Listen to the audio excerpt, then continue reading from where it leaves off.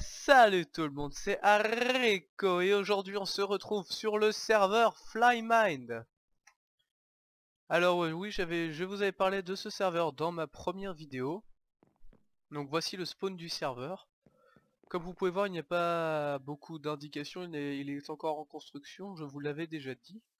Donc pour rejoindre le serveur, il est sous whitelist, hein. Je vous ai mis le lien dans la description de l'épisode, enfin l'idée plutôt. Et si jamais vous voulez rejoindre ce serveur qui est en 1.7.2, parce que par exemple là j'utilise Block, vous me donnez votre pseudo dans les commentaires. Alors j'entends un petit message Skype, quelqu'un m'envoie un message. J'aurais dû l'éteindre, je règle ça dans quelques secondes, à tout à l'heure. Donc voilà, c'est réglé. On va peut-être m'envoyer d'autres messages, c'est pas grave, on s'arrêtera pas. Donc là, qu'est-ce que je vais vous faire aujourd'hui? Je vais vous faire visiter un petit peu l'essentiel du serveur. Vous voyez, là j'ai oublié de reboucher le trou tout à l'heure. Là-haut il y a notre zone de construction. Je vais pas vous la montrer parce qu'il y a des trolls qui peuvent heurter la sensibilité des plus jeunes. Non, je rigole, je pense que je ferai un tour là-bas après.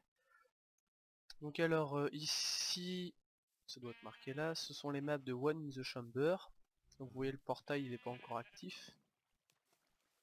Donc on va commencer par visiter cette map. Alors One in the Chamber.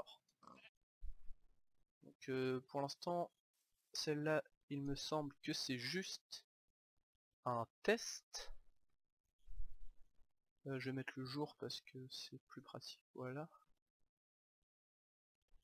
Alors voilà, la map est ici, hein. Ici vous avez le spawn des rouges, là-dessous le spawn des bleus. Donc j'imagine que vous connaissez le principe du jeu, hein. Donc c'est une petite map qui est pas encore achevée. Donc on voit il n'y a pas encore énormément de détails, mais pour l'instant la base y est. Ensuite nous avons des maps de Block Hunt. Donc je vais vous faire visiter la map de Block Hunt.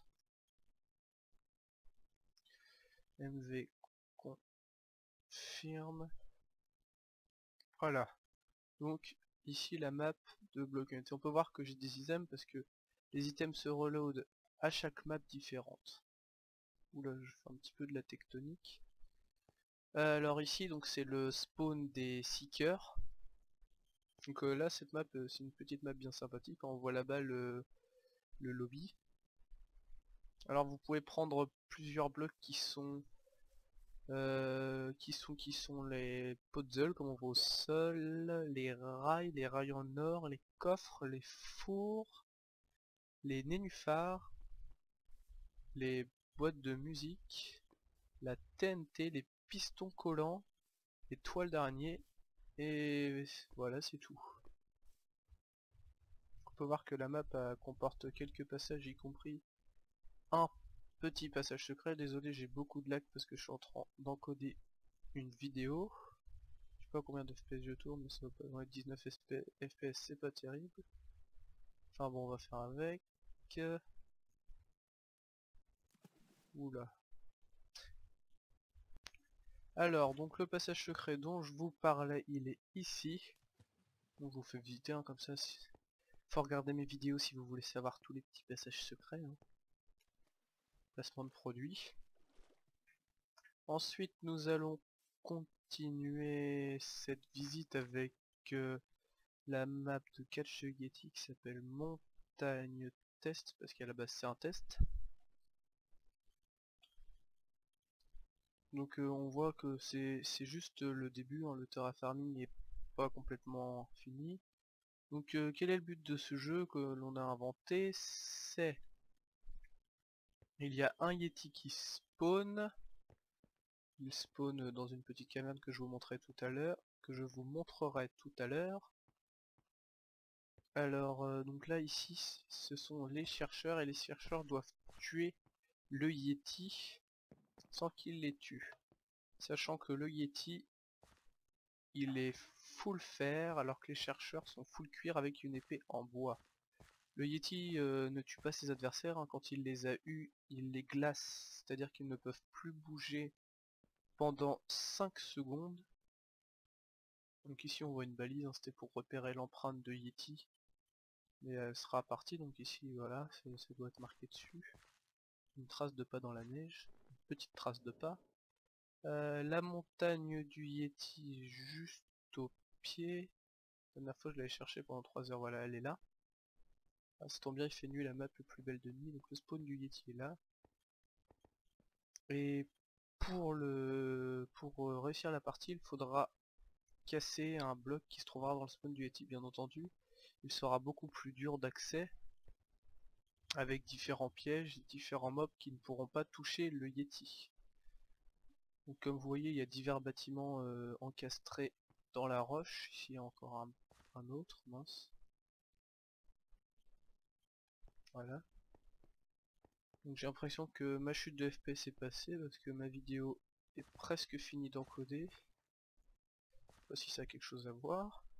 Donc pour conclure cette petite vidéo, je vous avais promis de vous montrer notre zone de construction.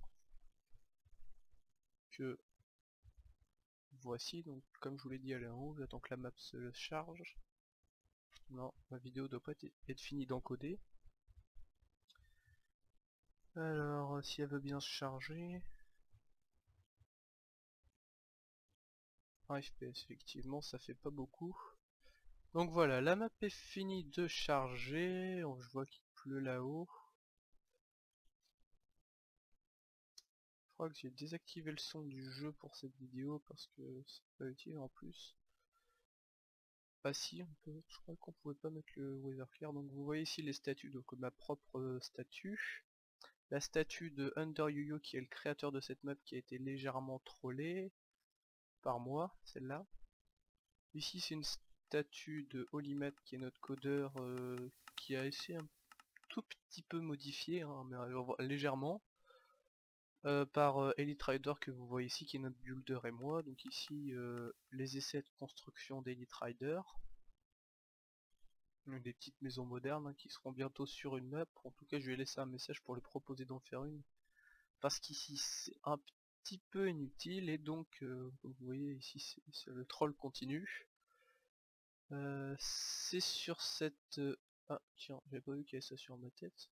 Ou alors je m'en souviens pas. C'est sur sur ces bonnes paroles que nous allons nous quitter. Salut tout le monde.